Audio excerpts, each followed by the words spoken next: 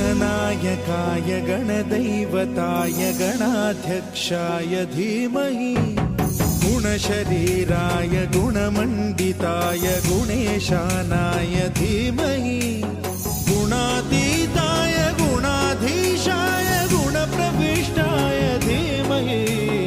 एकदन्ताय वक्रतुण्डाय गौरीतनयाय धीमहि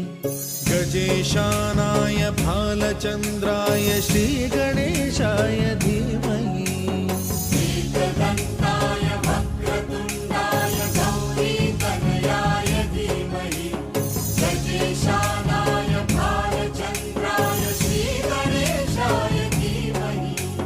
गानचतुराय गानप्राणाय गानान्तरात्मने गानोत्सुकाय गानमत्ताय गानोत्सुकमनसे गुरुपूजिताय गुरुदैवताय गुरुकुलस्थायिने गुरुविक्रमाय गुह्यप्रवराय गुरवे गुणगुरवे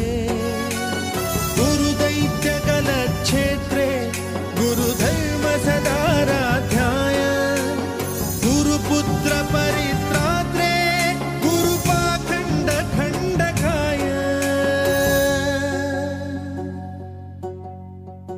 गीतसाराय गीततत्त्वाय गीतगोत्राय धीमहि गूढगुल्फाय गन्धमत्ताय गोजयप्रदाय धीमहि गुणातीताय गुणाधीशाय गुणप्रविष्टाय धीमहि एकदन्ताय वक्रतुण्डाय गौरीतनयाय धीमहि